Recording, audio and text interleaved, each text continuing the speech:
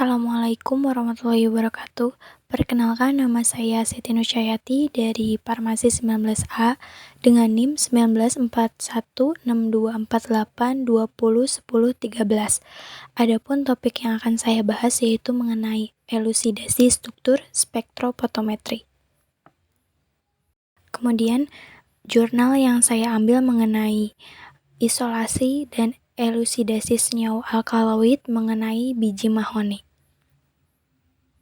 Selanjutnya ada metode. Yang pertama, preparasi sampel. Sebanyak 200 gram biji mahoni dikeringkan dengan cara dianginkan atau diudarakan, di mana fungsinya yaitu untuk mengurangi kandungan air.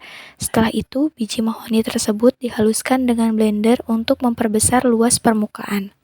Yang kedua, pemisahan ekstrak dengan metode sokletasi dan reflux, di mana ekstraksi pendahuluan ini menggunakan sokletasi sebagai ekstrak pendahuluan. Ekstrak pendahuluan dilakukan untuk menghilangkan lemak yang terdapat pada biji mahoni. Hal ini dikarenakan lemak akan mengganggu proses ekstraksi lanjutan akibat terbentuknya emulsi.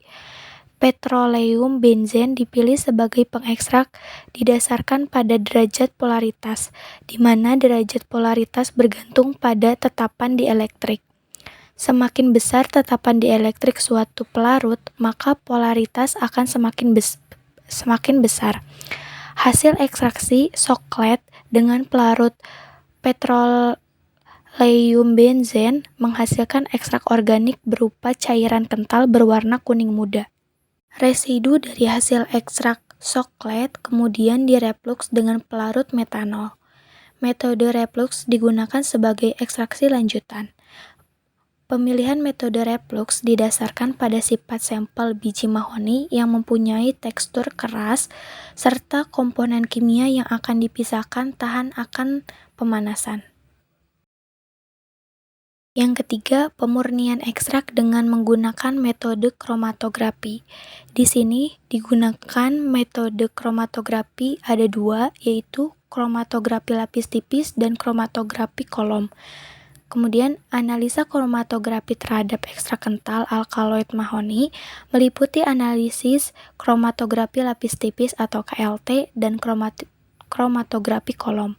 Analisis KLT dilakukan untuk mengetahui berapa fraksi komponen senyawa kimia yang terdapat dalam ekstrak serta untuk optimasi eluen yang sesuai untuk kromatografi kolom. Nah, kemudian kromatografi kolom dilakukan untuk mendapatkan fraksi tunggal yang selanjutnya akan dielusidasi struktur molekulnya. Yang keempat, elusidasi struktur. Nah, selanjutnya, hasil spektrum UV-Vis adalah pengukuran serapan cahaya di daerah ultraviolet sekitar 200-300 nanometer dan sinar tampak sekitar 350-800 nanometer oleh suatu senyawa. Serapan cahaya UV-Vis mengakibatkan transisi elektronik, yaitu elektron-elektron dari orbital keadaannya dasar yang berenergi rendah ke orbital keadaan tersitasi berenergi lebih rendah.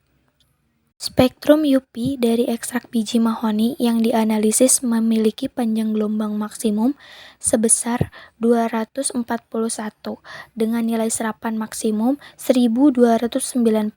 Pada gambar ini terlihat bahwa ada plak yang memiliki batas serapan di atas 4, yaitu pada panjang gelombang 200 sampai 203, 206 sampai 212, 214 sampai 219. Hal ini menunjukkan bahwa sampel yang dianalisis belum murni 100%. Selanjutnya, spektrum IR dari ekstrak biji mahoni memperlihatkan adanya pita serapan pada bilangan gelombang 3020 menunjukkan adanya gugus amina sekunder, yaitu NH. Gugus ini menegaskan bahwa senyawa tersebut merupakan golongan alkaloid. Serapan pada bilangan gelombang 1150 menunjukkan adanya gugus CO ether dan serapan pada 750 menunjukkan adanya substitusi benzen berposisi orto. Hasil dari interpretasi data yang sudah dijelaskan menunjukkan bahwa struktur yang diduga sangat kuat pada ekstrak biji mahoni dengan asam asetat adalah 3,6,7 trimetoksi 4-metil 1,2,3,4 tetrahidroisoquinolin. Hal ini dikarenakan struktur di atas memiliki benzena, gugus metoksi OCH3 aminasekunder NH dan rantai CH3CH. Yang terakhir yaitu kesimpulan, yaitu hasil uji fitokimia dengan reaksi Mayer dan Drag-and-Drop menunjukkan bahwa ekstrak kasar biji mahoni mengandung senyawa alkaloid.